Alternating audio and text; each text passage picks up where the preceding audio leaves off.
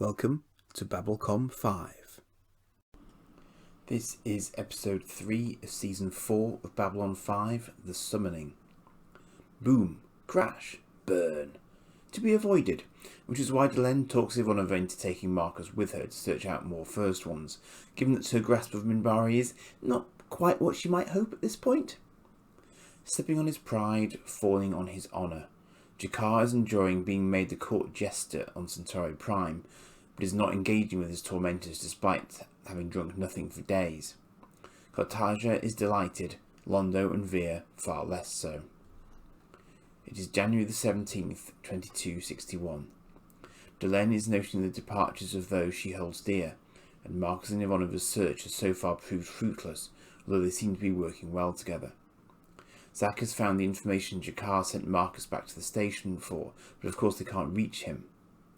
In a garden on Centauri Prime, Londo and Veer discuss Jakar's plight, but while Londo acknowledges it's difficult to see him like this, they cannot act now. He hushes Veer as Cartagia approaches with blood-stained hands, complaining that Jakar is showing no respect, despite the efforts of his torturers, who are now known as pain technicians, apparently. Jakar has uttered not a sound despite their efforts, even with Cartagia getting involved until he passed out. Cartagia notes that if he doesn't get his scream, he will just have to kill him. As the royal group leaves, Veer tells Londo he is now fully committed to ending Cartagia. Delenn gives Zack the green light to send a convoy of transports and Star Furies after the ship linked to Mr. Garibaldi's Star Fury. Delenn then goes to Lita, having asked the Vorlons to assist in the assault on Zahadum, but having had no reply, noting shock at Lita's room being devoid of furniture other than a mattress by Ulkesh's order. Lita tries to cover initially, but confesses to Delenn that she believes there's something the Vorlons haven't told them, but that she's afraid to even ask Ulkesh what's going on, given his temperament. Delenn asks her to do what she can, and she commits that far, but she is afraid. Zack's team hits pay dirt and chases down the mystery transport, but despite Zack's care it's destroyed, but not before jettisoning a lifeboat with Mr. Garibaldi aboard, almost literally gift-wrapped, and seemingly programmed in some way. He's brought on board the station for treatment, but Zack knows damn well that the ship wasn't that badly hit. All too easy. But Garibaldi is conscious, and Franklin believes luck is with them for once.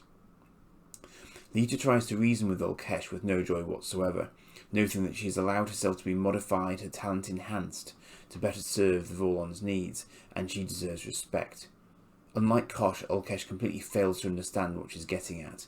So she goes on the offensive and tries to scan him, which, given his disposition, he does not respond well to, and knocks her to the ground with a force bolt before asking if she wanted to know his thoughts, and it seems it proceeds to give them to her forcefully. Londo is begging Jakar to give Cartagia what he wants, appealing to him to sacrifice his pride and his self-worth for the sake of his world. Jakar says if he does that, he will stop being a Narn. Londo points out that he won't be a Narn if he's dead. Still, he won't give ground, telling Londo he doesn't know what he's asking for, and Londo claiming that he does. In hyperspace, Ivanova and Marcus discuss future plans and people back home, and the conversation comes around the first time. Only it turns out there hasn't ever been one for Marcus, and the one he cares about doesn't know who she is yet. When he detects something, Ivanova asks if it's a unicorn. Cheeky mare. What it does turn out to be is a distortion effect in hyperspace that they can barely make out even with Vorlon-derived sensors. It's as if someone has created a pocket inside hyperspace by folding it in on itself. They think it could be a First One artifact, so they go in, but what lies inside has everything to do with the First Ones they're already very familiar with. It's hiding a very, very big Vorlon ship that dwarfs every class of ship we've seen so far. Zack speaks to Garibaldi for the first time, who's flashing back to his capture and captivity, but denies remembering what happened to him over the past 2 weeks. He does ask about Sheridan, and Zack gives him the news that he's dead. There's very little reaction. We're shown a brief glimpse of an unfamiliar ship in hyperspace, a cross between a bird and a shark, you might say. The game ambassador is telling Delenn there's going to be a protest against her plan in an attempt to stop the non-aligned worlds who are supporting her continuing to do so. She says they are free to do so, just as she is free to speak her mind. Otherwise, what's the point in all this? The ambassador notes they have detected a ship closing in on Babylon 5 they don't recognise, but Delenn has no knowledge of it. On Centauri Prime, Veer and Londo have been summoned again and are taken into Cartagia's private place that few return from. Jakar is bound there, and Cartagia explains that he will be subjected to the Electro Whip, which will increase in pain on each strike, with the 40th bringing death even for a Narn. Veer struggles to watch as Cartagia counts, whilst Londo silently mouths "Scream" at Jakar, who eventually does just one short of 40, finally giving Cartagia what he wanted. Ivanova returns and tells CNC to find Lita Alexander and monitor comms from the sector they found the hiding place. As she arrives on CNC, Lita hasn't been found, but the unknown ship we saw earlier arrives through the jump gate and is unresponsive, but triggers the docking sequence somehow. On the Zocalo, the gathering is beginning and Lennier summons Delenn to it.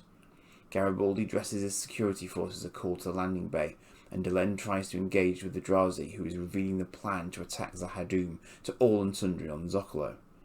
Garibaldi links up with Zack despite his protests. The docking area fills with security, but we can see as the lift descends from the ship, it's not a boarding party. The gathering on the Zocalo is turning hostile, as the speakers on the gantry advocate for talking or just leaving the shadows alone, as they may not attack again for 1,000 years, so they cannot risk provoking them. Why throw away their lives when no one has ever returned from Zahadum? And of course, the timing of that statement is spot on, because Sheridan then steps out onto the gantry to demonstrate that it is in fact possible to return alive from Zahadum, to everyone's shock. He says that it is possible to defeat them, that they're not gods, and he's killed many of them himself, and they can end this not just for 1,000 years, but forever, if everyone will stand together. And the fist fight that had been developing turns to fists raised in the air as the Zocalo crowd agrees to stand with him, and Delenn joins him on the gantry, daring to start to believe her eyes. Ivanova finally catches up with Lita, who is trying to recover in her quarters, and she simply says, "It started." Sheridan is catching the group up on the history between the Vorlons and Shadows, how the original rules of engagement have broken down over time, as each fought to prove its ideological standpoint. Garibaldi, meanwhile, is suspicious of Lorien, who Sheridan, of course, vouches for unwaveringly. We then discover, as Lita, Marcus and Ivanova arrive, that what we saw of the Vorlons in hyperspace was just a tiny fraction of the fleet that was actually there. There were, in fact, thousands of ships, and 2 of the largest. And now it seems the rules have shifted again, because Ivanova reports that the shadow base they assumed was the fleet's target has been destroyed. But not just the base. The planet the base was on is just gone. Lorien is clearly disturbed by this news. Lita agrees that this is likely to continue, with the Vorlons now shifting to a policy of eradicating anything touched by Shadow's influence. So now the younger races find themselves caught in the middle between the two races once more, when they were barely able to hold the Shadows, and now face having to fight the Vorlons too. The episode closes on the Vorlon fleet progressing through hyperspace. So, this episode brings the core command crew back together again, but clearly 2 have now been through some experiences we don't fully understand. Sheridan's return seemed likely from the ending of the previous episode, and presumably Lorien's ship has always been down there with him, never a prisoner, more an object of worship in however that might apply to a First One race. And Sheridan picks up the ball where he dropped it, immediately looking to pull the fragmented League fleet back together by simple virtue of the fact that he has returned from Zahadum, and in so doing has demonstrated that the Shadows are not unbeatable. He has fallen only to rise, and yes, you could argue there are messianic implications there. Right now, he seems very focused on the job in hand, and that means pulling together every ship he can. The moment on the bridge when the Drazi just runs out of steam as he realises who's arrived is very entertaining. John and Delenn's reunion in front of the Zocalo crowd is quite low-key, but I don't think there's really any doubt for her or Lennier that it's really him. But I think she still needs to make physical contact as if to reassure herself that he wasn't in her imagination. Zack clearly finds Garibaldi's return far more suspect. All too easy, as a certain Dark Lord of the Sith once said. We also know that there's some indication of programming of him having taken place. He's clearly wanting to get back to work pretty rapidly, yet he seems more on edge, being particularly suspicious of Lorien despite Sheridan's reassurance, which is admittedly very limited. It seems that Lorien does not want his true nature revealed just yet.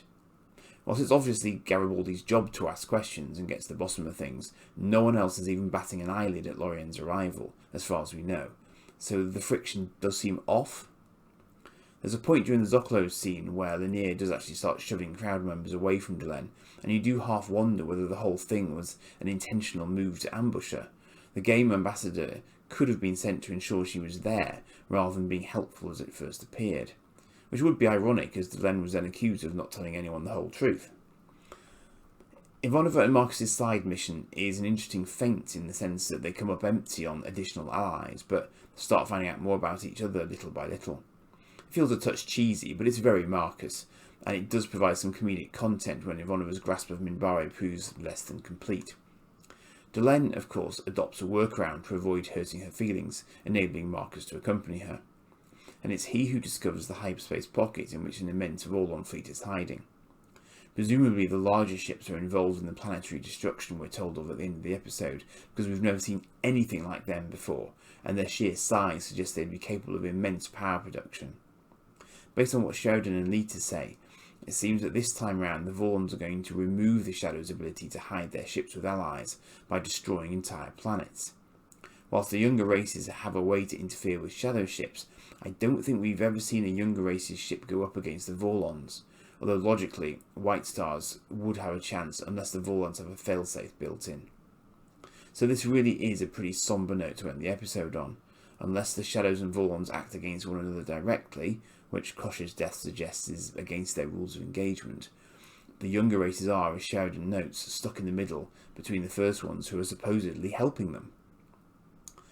The focus at the moment is obviously on the Shadow War, because that's the conflict we're most heavily tied into in terms of our characters, but it's worth recalling here that the Babylon Treaty was in place because of the breakaway from Earth, and we've heard very little on that front this season so far.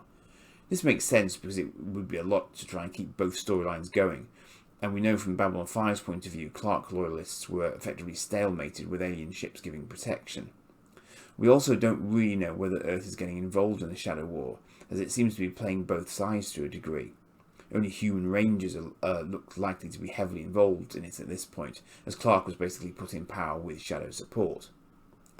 We can also expect no Centauri help for Sheridan, of course. I'm not sure if he knows about the Shadow ships on Centauri Prime yet, as he's just arrived back, but the Centauri have a lot of firepower, and clearly right now Cartagia isn't going to be engaging the Shadows. And of course this episode gives us an ever clearer view of just how out and out evil Cartagia is, taking a personal hand in Jakar's physical torture, all to elicit one scream from him, just one. And the lashes scene is a very difficult one to watch, because Jakar, for all the tremendous torment he's under, would have preferred death over giving Cartagia what he wants, but he chooses to let go in the nick of time, despite the personal cost to his sense of self and identity, in order to stay alive and give his people a chance. And if Veer needed more evidence of why Cartagia needed to go, being forced into watching Jakar's torture will surely have been evidence enough.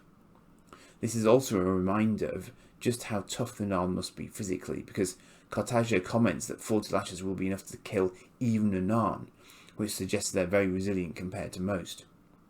So yes, very disturbing scene, and a classic example of JMS not pulling his punches, because this is a core part of Jakar's story, the suffering he is willing to endure for his people, be it physical or mental. And on that less than happy note, I shall leave you, and we'll see next week how the emergence of the Vorlons as another hostile actor changes things.